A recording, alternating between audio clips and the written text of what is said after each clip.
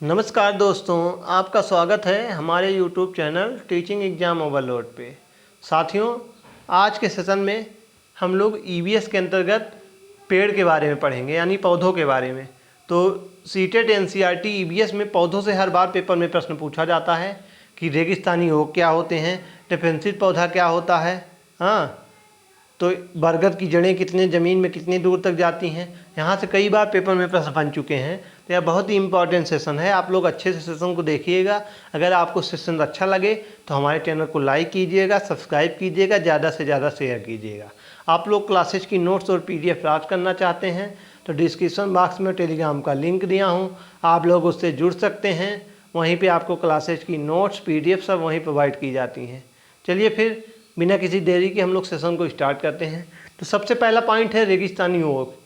रेगिस्तानी ओक क्या होता है? तो रेगिस्तानी ओक जो होते हैं, जो आपको फिगर में दिख रहा है, इसी को रेगिस्तानी ओक बोलते हैं। क्या बोलते हैं? रेगिस्तानी ओक बोलते हैं। तो यह एक आकर्षण माध्यम आकार धीमी गति से बढ़ने वाला पेड़ है जो कि ऑस्ट्रेलिया के शुष्क रेगिस्तानी क्षेत्र में पाया जाता है। इसकी बहुत कम पत्तियाँ होती हैं। यह लगभग 10 से 15 फीट तक लंबा होता है। इसकी जड़ें इसके तने से 30 गुना लंबी होती हैं। ये जड़ें पानी तक पहुंचने के लिए ज़मीन में गहराई तक जाती हैं।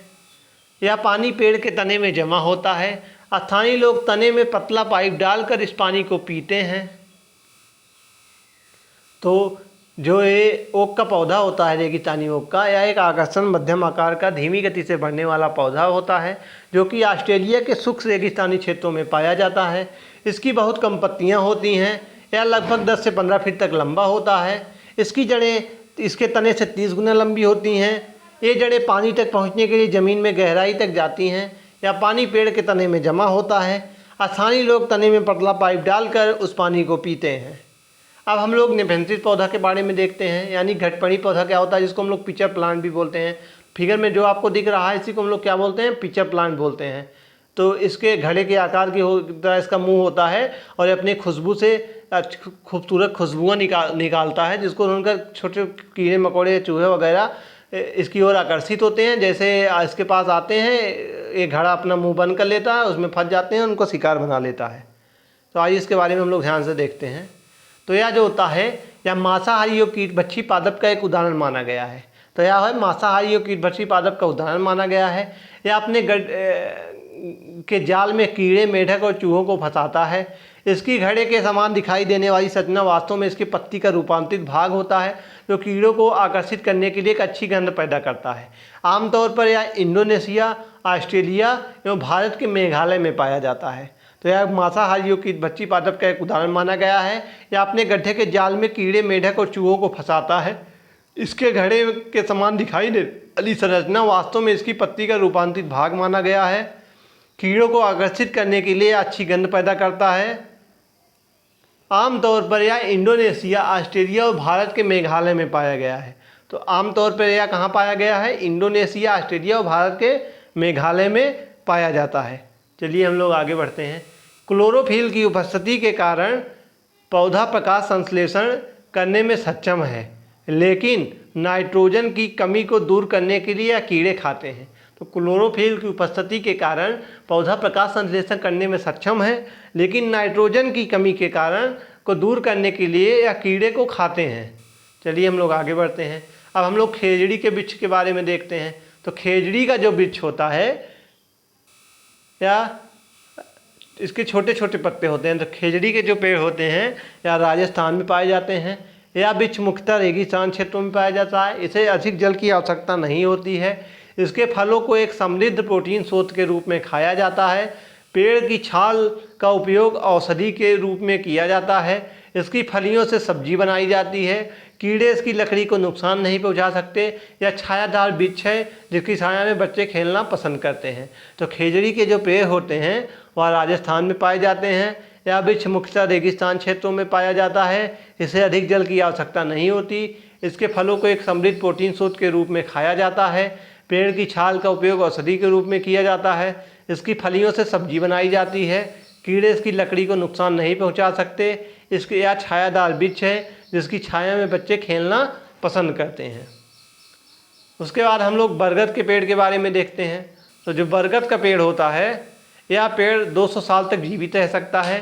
तो यह जो पेड़ होता है यह 200 साल तक जीवित रह सकता है। पुराने बरगद के पेड़ों की लटकती हुई शाखाओं वास्तव में पेड़ की जड़ें होती हैं। ये शाखाओं से नीचे बढ़ती हैं जब तक कि वह ज़मीन तक नहीं पहुंच जाती। ये जड़ें खंभे की तरह होती हैं जो पेड़ को मजबूत सहारा देती हैं। बरगद के जो पेड़ होते हैं, बरगद के पेड़ की जड़ें भी ज़मीन के नीचे होती हैं जैसे दूसरे पेड़ों की होती हैं। तो यह पेड़ जो होता है 200 साल तक जीवित रह सकता है। पुराने बरगद के पेड़ों की लटकती हुई शाखाओं वास्तव में इस पेड़ की जड़ें होती हैं। ये शाखाओं से नीचे बढ़ती हैं जब तक कि ये ज़मीन तक नहीं पहुंच जाती। ये जड़ें खंभे की तरह होती हैं जो पेड़ को मजबूत सहारा देती हैं। बरगद के पेड़ की जड़ें भी ज़मीन के नीचे होती हैं जैसे दूसरों के पेड़ों की होती हैं। चलिए हम लोग आगे बढ़ते हैं। इसकी पत्ती जो होती है वह छाल बीजों में दस्त, मधुमेह, मूत्र विकार जैसी बीमारियों के इलाज के लिए औषधि का महत्वपूर्ण माना गया है। तो इसकी जो पत्ती होती है, छाल होते हैं, या बीजों में दस्त, मधुमेह, मूत्र विकार जैसी बीमारियों के इलाज में औषधि के रूप में प्रयोग किया जाता है। अब हम लोग क्रोटोन के भी पौधों के बारे में देखते हैं। तो यह जो आपको फिगर में दिख रहा है इसको हम लोग क्रोटोन के पौधे बोलते हैं। तो इसका जो मुख्य कारण होता है, किसान लोग इसको खेत में लगाते हैं।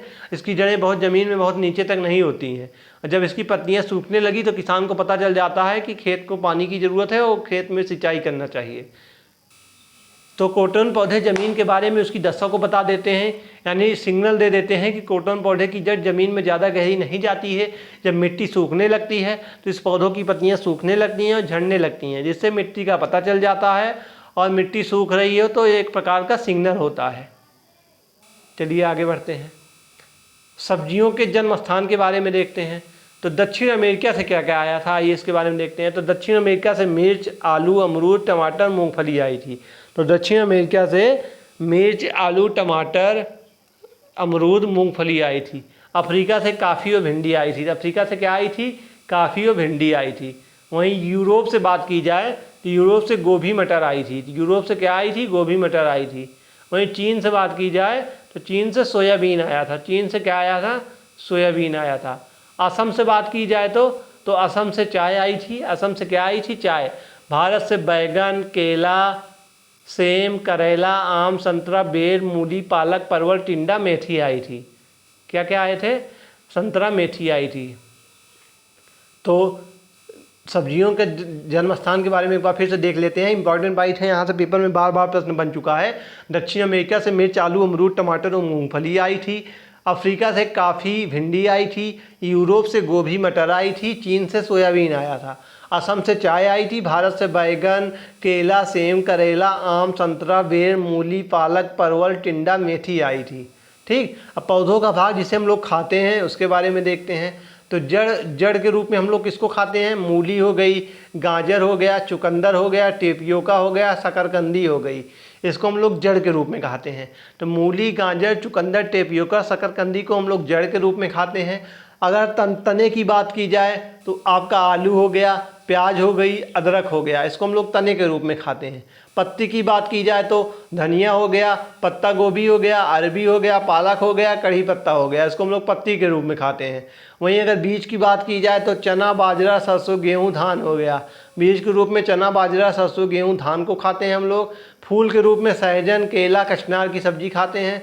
तो फूल के रूप में हम लोग क्या खाते हैं? सहजन, केला, कचनार की सब्जी खाते हैं। वहीं फली के रूप में हम लोग मटर खाते हैं। तो फली के रूप में हम लोग क्या खाते हैं? मटर खाते हैं। तो जड़ जिसमें मूली, गाजर, चुकंदर, टेपियोका, शकरकंदी हो गया।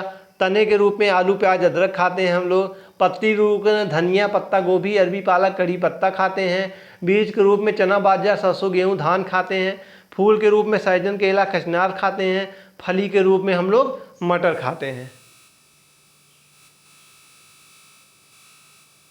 उसके बाद हम लोग पादपों में परिस्थिति अनुकलन के बारे में देखते हैं। इकोलॉजिकल एडेप्टेशन इन प्लांट, यानी जलोद्भिद क्या होता है, हाइड्रोफाइट्स क्या होते हैं। तो वह पौधे जो बहुत अधिक जल वाले स्थानों पर पाए जाते हैं, ये पौधे पूरी तरह से या इनकी जड़ें, प्रकंद आदि जल में डूबे हुए रहते हैं। जल में डूबे व मंद प्रकाश के कारण ये पौधे पतले व कोमल होते हैं, जैसे उदाहरण के रूप में कमल हो गया। तो वह पौधे जो बहुत अधिक जल वाले स्थानों पर पाए जाते हैं, ये पौधे पूरी तरह से इनकी जड़ें, प्रकंद आदि जल में डूबे हुए रहते हैं। जल में डूबे रहने और मंद प्रकाश के कारण ये पौधे पतले व कोमल होते हैं। उदाहरण के रूप में कमल हो गया। समोद्भिद क्या हो गया? तो ये पौधे सामान्य स्थानों पर उगते हैं जहाँ की मिट्टी ना तो अधिक शुष्क या ड्राई होती है, ना ही बहुत अधिक नमी वाली होती है। तो इन पौधों को मिट्टी में ऑक्सीजन व खनिज लवण भी पर्याप्त मात्रा में मिलते हैं। स्थलीय पौधों में ये पौधे सबसे अधिक पाए जाते हैं। इसके अंतर्गत वन, बाग बगीचे, खेत आदि में उगने वाले सभी सामान्य पेड़ पौधे आते हैं। तो ये पौधे जो होते हैं सामान्य स्थानों पर उगते हैं जहाँ की मिट्टी ना तो अधिक शुष्क होती है, ना ही बहुत नमी वाली होती है। इन पौधों को मिट्टी में ऑक्सीजन व खनिज लवण भी पर्याप्त मात्रा में मिलते हैं। स्थलीय पौधों में ये पौधे सबसे अधिक पाए जाते हैं। इसके अंतर्गत वन हो गया, बाग बगीचे हो गए, खेत आदि हो गया, ये सब उगने वाले सामान्य पेड़ पौधे आते हैं। चलिए हम लोग आगे बढ़ते हैं। मरुस्थलीय क्या होता है? इसको हम लोग सेरोफाइट्स भी बोलते हैं। तो इन पौधों को मरुस्थलीय पौधे भी कहते हैं जहाँ मृदा में पानी की कमी होती है और तापमान अधिक होता है, जैसे मरुस्थल आदि ऐसे स्थान पर ये पौधे पाए जाते हैं। उदाहरण के रूप में नागफनी हो गया। तो इन पौधों को मरुस्थलीय पौधे भी कहते हैं जहाँ मृदा में पानी की कमी होती है और तापमान अधिक होता है, जैसे मरुस्थल आदि ऐसे स्थान पर ये पौधे पाए जाते हैं। उदाहरण के रूप में नागफनी हो गया। उसके बाद लवणोद्भिद हो गया, हेलोफाइट्स जिसको हम लोग बोलते हैं। ये वृक्ष पानी में उगता है। उदाहरण के रूप में साल्ट मार्श, घास, मैंग्रोव वन आदि। तो ये वृक्ष खारे पानी में उगते हैं, इनको हम लवणोद्भिद बोलते हैं। हेलोफाइट्स भी उदाहरण के रूप में साल्ट मार्श, घास, मैंग्रोव वन आदि इसमें पाए जाते हैं। चलिए फिर आज के सेशन को हम यहीं समाप्त करते हैं। मैं आशा करता हूँ यह सेशन आपको आसानी से समझ में आया होगा। ऐसे ही सेशन देखने के लिए हमारे चैनल के साथ जुड़े रहिए। हमारे चैनल को लाइक कीजिए, सब्सक्राइब कीजिए, ज़्यादा से ज़्यादा शेयर कीजिए। तथा आप लोग क्लासेस की नोट्स और PDF प्राप्त करना चाहते हैं तो डिस्क्रिप्शन बॉक्स में टेलीग्राम का लिंक दिया हूँ, आप लोग उससे जुड़ जाइए। वहीं पे आपको क्लासेस की नोट्स PDF सब प्रोवाइड की जाती हैं। धन्यवाद।